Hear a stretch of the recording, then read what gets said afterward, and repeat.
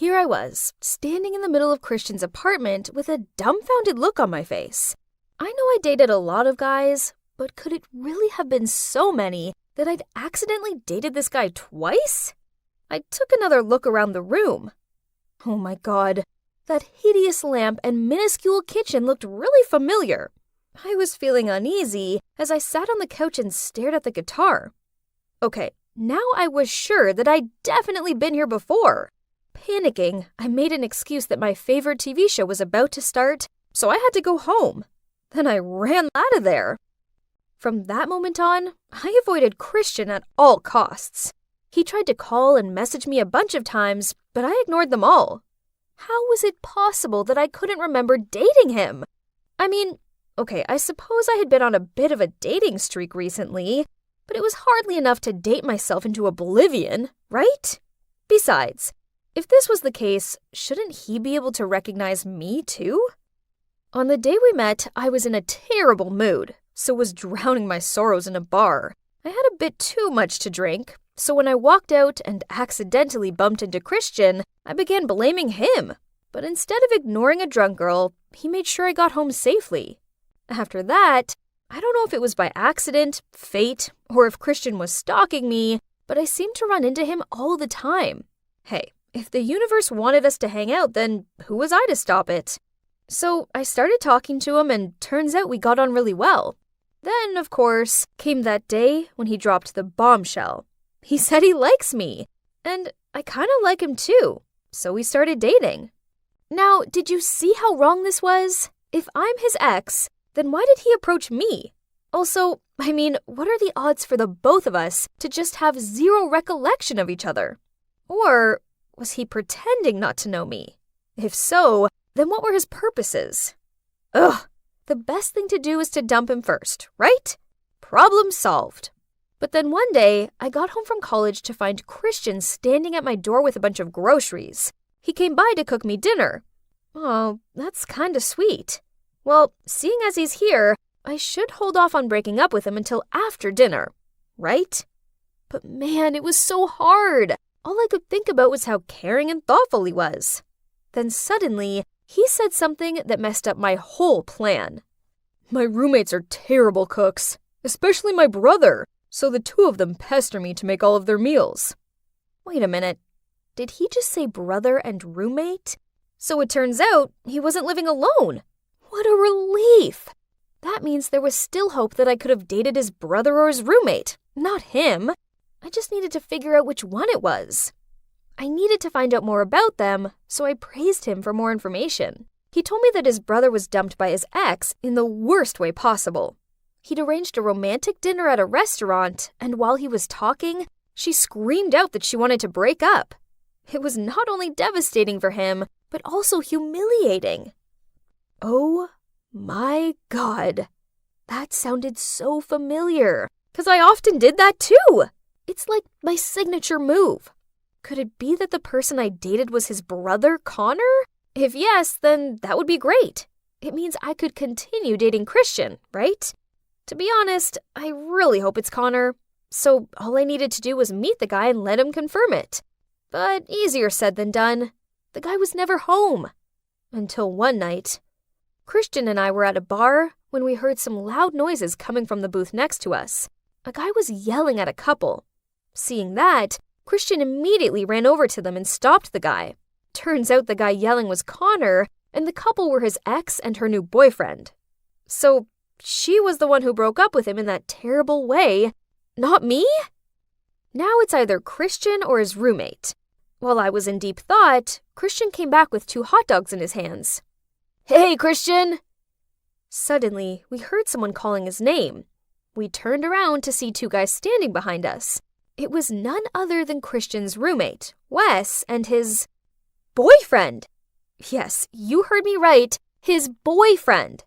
So that means I didn't date him either? After that, I couldn't pay attention to the game anymore. In what way could this all make sense? But wait, maybe I was wrong. I mean, many apartments look the same, don't they? Seeing me zoning out, Christian nudged my arm, then handed me a hot dog. I thanked him and was about to take it when he snatched it back. Oh wait, You hate ketchup, 'cause you always get ketchup stains on your clothes. Here, take this one. What did you just say? How did you know that? Oh, you did tell me once, don't you remember? I just gave an awkward smile. I'm 100% sure I hadn't told him that. So, there's no denying, Christian is my ex-boyfriend. It's settled. I'm breaking up with him. That night, I couldn't sleep, as all I could think about was Christian. He obviously remembered me because he knew about the ketchup thing. But why the act? Oh my, he definitely wants revenge. I'm sure of it. But, why did this suck so much? He was just some guy. I could find another boyfriend easy enough, right?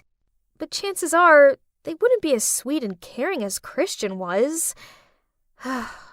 One time when I was stressing out about my essay, he stayed up late so he could read it through for me and point out any typos. And whenever I was feeling down, he would send me a cake, sometimes a box of donuts with a little note to cheer me up. I was definitely going to miss his cute ways, but I couldn't do this anymore. He had to go. So the next day, when I met Christian for lunch, I decided to take the opportunity to break up with him.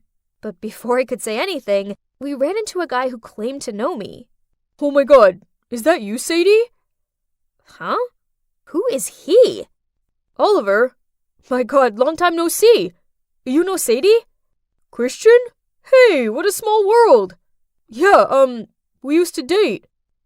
My god. Guys, this is Oliver, who happened to be Christian's former roommate, which, apparently, my ex. He used to live with Christian before Wes moved in. So that means, hooray! Christian wasn't my ex and wasn't longing for revenge. Yay! Although, it's kind of weird that Oliver didn't look at all familiar to me. Maybe I really did need to stop dating so much. This is crazy, but it made me realize something. I really had fallen for Christian. So I decided to set up a romantic dinner in a nice restaurant so I could tell him. Christian, I can't believe I'm saying this, but I love you.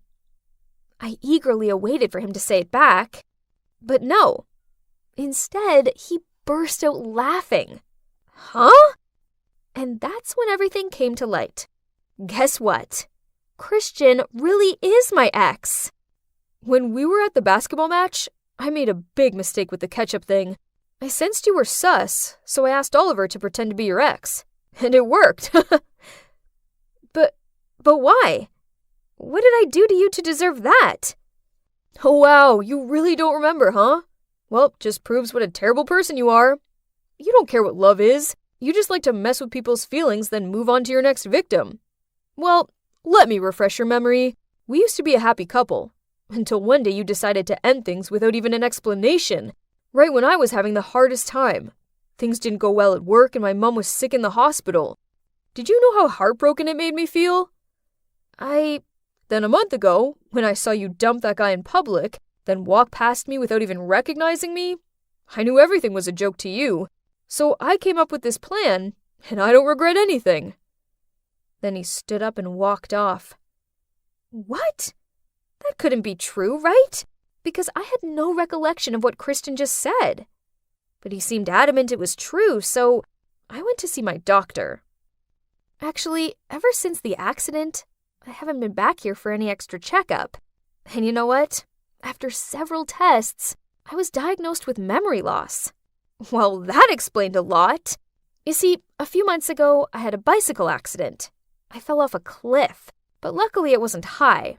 I bumped my head, but I thought I was okay, as I still remembered my family and friends.